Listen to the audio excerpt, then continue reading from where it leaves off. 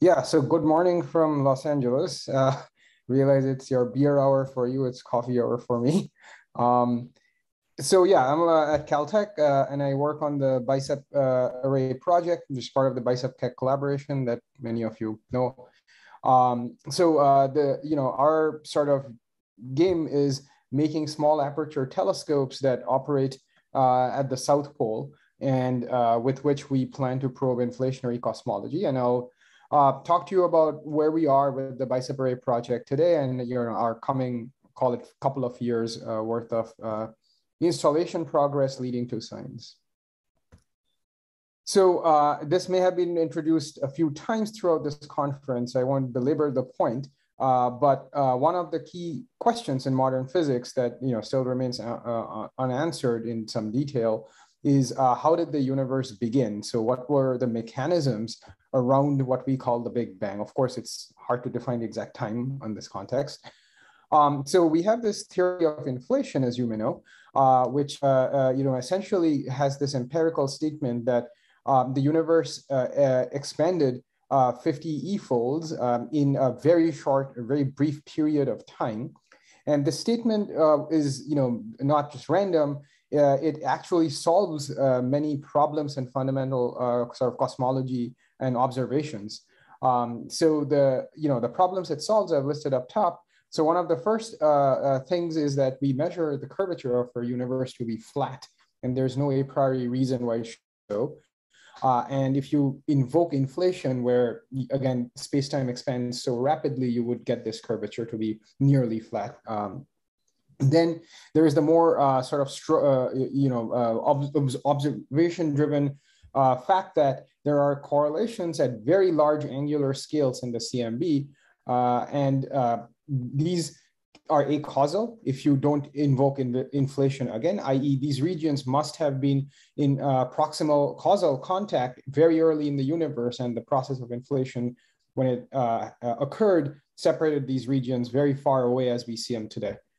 The other thing it explains quite well is that the matter, the power spectrum of the early universe, the initial conditions, it's not perfectly flat, but very close to unity, the slope of the spectrum, if you will.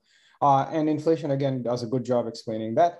And last but not least, one of the main reasons why folks like Alan Guth taught about inflation is the lack of magnetic monopoles that we have observed exactly zero, well, maybe one. And so for all these reasons, inflation has been proposed, and it tends to answer a lot of questions with one simple idea. But it's a grand idea, and the question is, can you measure something this grand? And the punchline is, yes, we think we can measure it, and that's why I'm employed. The mechanism that allows measurement is quite simply this. So this process is a rapid perturbation to the metric in the early universe, and any rapid metric perturbation leads to gravitational waves, as we know. So these propagation of gravitational waves are essentially a primordial origin, and if we can detect them, we would have a clear signature, an unambiguous signature of inflation. So the method we are properly the BICEP Keck collaboration is pursuing is the imprint of these gravitational waves on the CMB, and this part requires a whole lecture to explain, but in gist. Because it's a tensor perturbation, if the imprint on the CMB is largely in the polarization of the CMB, and if you decompose you can measure the CMB with two orthogonal polarizations, and if you decompose this in the classical Helmholtz sense of a E and a B field, curl and gradient, then you get these curl-like patterns which are generated by these primordial gravitational waves. And here's a picture. This is not of inflation. We haven't measured it yet. This is from some other things that I'll talk about later, but that's the type of signal you expect to see. A little more concretely, if you take that map, the 2D image, and you think of it in power spectrum language, then the real signal of inflation will be in these modes, or the curl modes, and they will cluster, so to speak, at about a degree scale, which in spatial power spectrum language lands at a multipole of about 100. And that signal is shown with the dashed lines labeled with the R. And so what is R? R is essentially just a quantification of the amount of power in the tensor modes to the scalar modes. And as we said, these PGWs are tensor-driven modes, so yeah, that's what you want to go for. More importantly, if you can measure R at these levels, that implies you're measuring an energy scale of 10 to the 16 GeV. And this is a, sort of another, coupled but still profound, measurement, because, we cannot get to these energies on Earth with colliders, right? So it's physics at a whole different energy scale one can probe. And theoretical models indicate that R should be around 10 to the -3 or higher, but of course, model building can make this flexible. So that's sort of the signal you expect. Now I'll guide your eyes to the black markers with the plus sign error bars, if you will. And these are the measurements, historic measurements from BICEP Tech. Colin Bischoff will go in extreme detail about these measurements tomorrow. And you can see that our measurements track the solid red line so far. And what is that? Well, that's the lensing V modes, and I'll talk about that a little later. And they're not from the early universe, is the punchline. So you can think of it as a quote unquote foreground. We're digging into the low L region where one expects to see inflation. And the table on the right-hand side simply showcases that we're not the only experiment. There has been many and will be more. But our results continue to be the most stringent constraints so far, with the, again, hope, the aspiration of detection. So beyond the gravitational lensing, there are literal foregrounds that one has to worry about, and this has been discussed, of course, in detail. All I'm showing here is the Rayleigh jeans temperature of the CMB. It's the E and B mode decompositions, and then all the other astrophysical signals, let's say, are the things from the galaxy that are in the line of sight. So at high frequencies, you have contamination from dust, low frequency synchrotron, and as we all know, Planck measured these things very well. So we have an idea these are not made up things. But the thing that I'll guide your eye to is in the gray bands below, you can see that the B mode signal we are trying to detect is really weak. It is not only weaker than the E mode signals, it is much weaker when you think about the foregrounds in this context. So one has to design experiments that have extraordinary systematics control and have these multicolored measurements, again, much like Planck had done, to do foreground separation and eke out the underlying CMB signal. So you cannot do this from anywhere on Earth, and we have access to a very special spot. Space is ideal, everyone knows this, but space is expensive. So on Earth, where you can go and rapidly alter your telescope, get improved sensitivity by just sending people on an airplane and tweaking some screws and installing some things, that access is massive. And we have that at the South Pole. So the picture shows we're at South Pole Antarctica, and we are working very much as neighbors to the South Pole telescope, and its important role I'll mention at the end. Why South Pole? Well, the atmosphere at South Pole is astonishingly stable. Namely, you don't have as much water vapor content, clouds, etc., that fluctuate with time. And I'll again explain this in the next slide, the measurements. But fundamentally, you need to be transparent, right? You need to see these submillimeter photons, and the transparency graph is shown on the right-hand side. And you see that over many decades of frequency, the atmosphere is more than 90% transparent. And we measure in these bands, so to speak, where the atmosphere is the cleanest, so that we get those multicolor measurements I mentioned in the last slide. At this part, the point of this planet, you also have the added advantage that you can observe the same patch of sky, about 600 square degrees, continuously for a little over half a year. So the systematics therein, again, are well controlled. And we, make use of all of this by going year after year and installing newer and bigger small aperture telescopes, as the little montage of pictures below show. And so we'll talk about the BICEP array project soon, but I just wanted to get through one important thing. This is important because at Caltech, we are really focused on the question of how do you measure your photons this accurately or precisely. So the detectors, there are many types of detectors. You just saw the Planck detectors. This is slightly different. So these are all superconducting detectors because the noise temperature is much, much lower and well controlled compared to the temperatures you need to measure. And what we have are these phased antenna arrays. So if you look at the little micrograph, so it's literally looking through a microscope on the top left, the horizontal and vertical slots are the antennas for horizontal and vertical polarizations. And you measure with these antennas the power in the two polarizations, and then you dump that power on these little islands below. You see them as long black things with gold structures in the middle. And the process is shown in the schematic on the right-hand side. So your photons come in with all sorts of polarization. You measure the two orthogonal polarizations.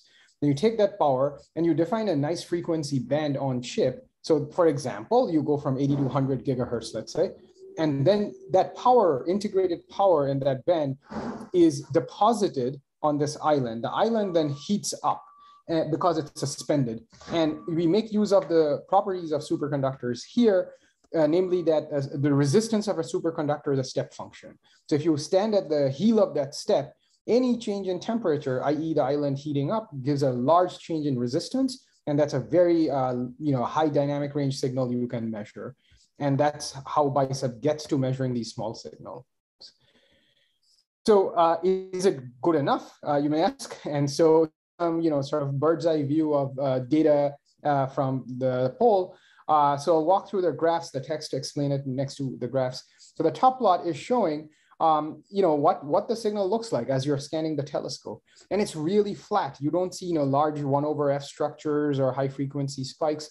There's a minimum amount of filtering done here, just one third order polynomial and one scan synchronous filter, because as you scan, the ground is changing. And those are shown as well. So you get these pristine signals. And then if you interpret this in frequency domain, the results are the power spectral density plots below in the sort of red yellow stack plots.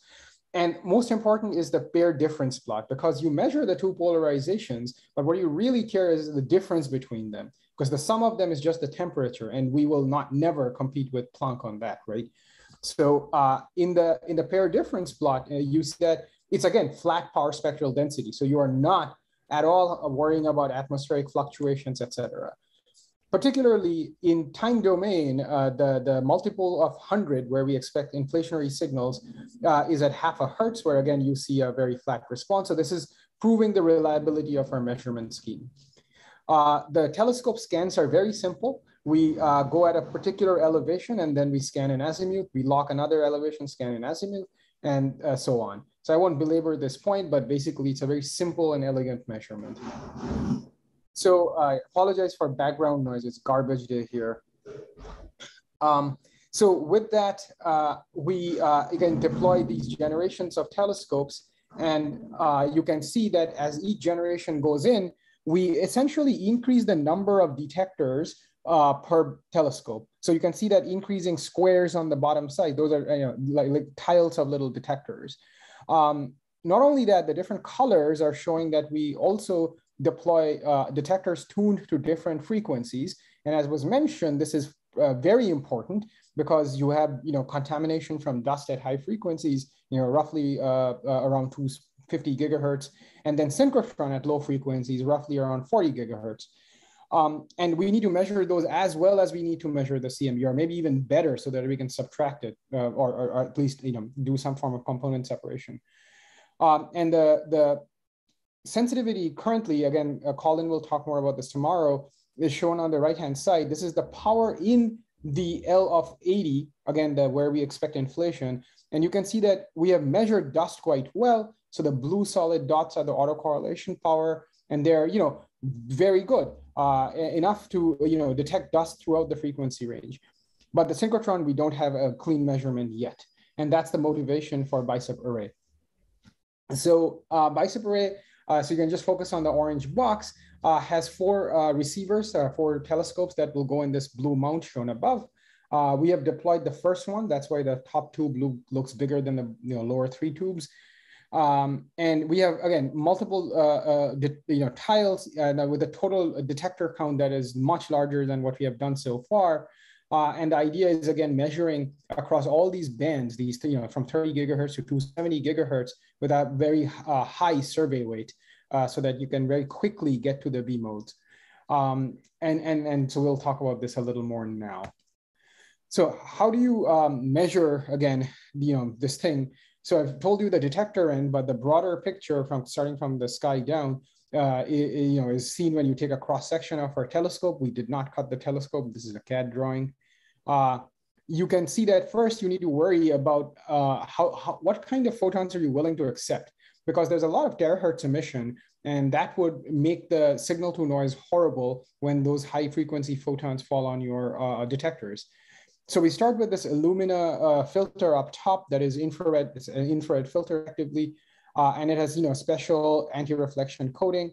Then we have on these ribs that you can see. These are the bafflings to basically scatter any light that is not in the line of sight and not have reflections bouncing around. And then finally, we have these lenses, which you focus the light, made with HDPE, and they're also anti-reflection coated, particular to each frequency band we're interested in. And with that, you get the optics tube, so to speak. That is the method with which the light is getting to your detectors, and only the color that you're interested in. And then the lower part of the telescope, if you kind of think of it as a top and a bottom part, is the camera, right? The equivalent of your CCDs in your DSLR, the thing that does the measurements. I showed you the detectors earlier, but this is sort of, again, taking a stand back. So don't take the magnifying glass, but look in the lab. So you will see all these arrays of modules that you see. There are 12 of them, and each of them have the detectors I showed you before. This year particularly, we had new detectors. They're called dual band detectors. So each antenna can measure 2 colors simultaneously, and then you split the signal. And the end-to-end efficiency of these are shown on the right-hand side. These are not all our detectors. This is kind of from a quick lab survey. You can see upwards of 25% efficiency. And we have improved this a little bit this year, but not a huge amount. And finally, all these detectors are read out with time division multiplexing with squids, something that is considered the baseline technology for CMB stage 4 here. And so this is sort of, leading to the future, if you will. So I was part of the deployment team at South Pole in 2020, where we set up this first BICEP array receiver. And in 2 weeks, we were able to see the CMB plus the synchrotron in the 40 gigahertz band, 30 and 40. This is the 40 that I'm showing here. And since then, we have been accruing more data. The map depth is only increasing. And as I mentioned, we did some detector upgrades this past season. There's also a lot of work behind the scenes on, again, defining the bandpass of what photons you are willing to accept. Because the TES is a bolometer. If any high frequency photon accidentally lands on that island, you cannot discriminate that, and you will get a spurious rise in your signal. So we did a lot of work with that. I'm also a lead of a far side lobe optical calibrations campaign. And the idea here is that, well, you have your, a very decent knowledge of the main beam of your telescope where you're targeting, but you may not have a great knowledge of what the beam is doing, particularly at these low frequencies or long wavelengths at, call it 40 degrees away from the main beam, right? So you have these side lobe features. And so we have an experimental campaign with which we are measuring that and ensuring that it is very low. And if it's not very low, we have to ask, how do you account for it, right? How do you account for the spilled power coming from the sides? And so that's our work in progress. Then, that was one of 4 receivers I mentioned. So there are, 4 telescopes that will go in that the blue barrel, if you will. Only the first one has been deployed. So the other telescopes are in operation, construction, sorry. And here we have to admit that COVID was a bit of an impact for us. We should have deployed the second receiver by now, but NSF couldn't transport such large equipment, and with the lockdown in New Zealand, that was just not doable. But nonetheless, these are in process of being packed up soon. And the second receiver, BA2, is also at Caltech, and it is a very special receiver in the sense that it has the highest throughput of transition at sensors coupled with time division multiplexing that anyone has ever done so far. And since this is the baseline for CMB stage 4, we are truly sort of testing our future right now. And whatever we learn with this will massively inform the next, call it 10 years in this field for terrestrial experiments, of course. So in BA2, we will have, this is the 150 gigahertz receiver, and we'll have about 8,000 detectors operating with this method of squid multiplexing. The BA3 receiver, which is the 95 gigahertz one, is at Harvard. Is a parallel effort to BA2 and is being integrated right now. There's similar levels of readiness. And finally, the last sort of the dust monitoring telescope, BA4, is at Stanford, and that's the last telescope. We have a bit more time, before we need to take it to South Pole, and that's sort of the plan for next year, is completing that. So I mentioned, foregrounds and why we need all these different colored measurements, et cetera. But in the beginning, I showed you this plot where you saw that the solid red line, the gravitational lensing B modes, are dominant. So a bit more on that. So what are these things exactly, if you don't already know? Well, between the CMB at redshift 1100 and us, redshift 0, you have the entire universe to deal with. And so there's a lot of stuff in there, right? Not just things that you can separate in frequency domain. And one artifact of all this clustering of mass in the line of sight is gravitational lensing. So if you take the E modes, the pure E modes that are the gradient fields at the CMB's surface of last scattering, the light as it comes to us, it bends based on wherever there is extra gravitational potential or not. And that causes the final polarization map to be a mixture of E and B. This is easily expected if you just work out the shear modes of gravitational lensing. And that is what you will measure, because your telescope will just measure the total B modes, whatever the origin may be. And we know the theory of it very well. That's great, but you really need to figure out how you can get rid of it very well. That is not as easy. And BICEP cannot do that by itself. We need help from other telescopes, particularly those telescopes, as this picture clearly demonstrates, that can measure the solid red line at higher multipoles, i.e. smaller angular scales. Because if you can measure, let's say, the solid red line very accurately from, I'm going to make a number up, a few thousand multipole down to a few hundred, then you have an idea how to model it very accurately, and you can consider fitting jointly with what is expected from the primordial gravitational waves. So how do you get that? I just said BICEP keck is not designed for it. It's the beams for BICEP keck are degree size, or roughly half a degree, and this is much smaller.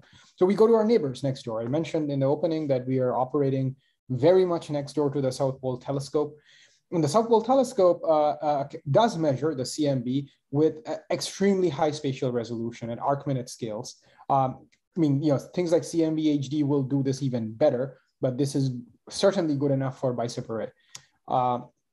So with SPT, we are getting these high resolution E-mode maps. That's one part that you need in this equation. The other thing you need is a model of the line of sight to give you your lensing potential. So you can derive this from data products from dark energy survey, or tracing of CIB sources, et cetera. And this has been demonstrated as I cite below in two. There are many papers. I've cited the one from our team and one from a different set of people who really emphasize this process in a recent publication. And you can take these two, the measurements of SPT and then some tracers of the mass, and you can sort of undo the effect of lensing. And a very prototype demonstration was done with really old, I should emphasize, SPT BICEP data, where you can, we have shown that the error on R, how well you can measure R, can be indeed reduced. And we can do much better with the newer quality data and the larger maps. So with that, where do we go?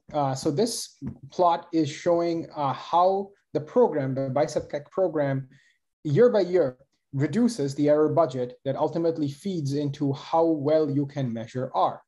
And the gray line is what has been done. And the black line is what we, or the dashed parts are what we plan to get to. So I should emphasize here, and Colin will talk about this tomorrow, BICEP makes these projections well ahead of time, right, to get our funding. And so far, every time we have projected something, we have X marks the spot, and that's where the measurements have landed.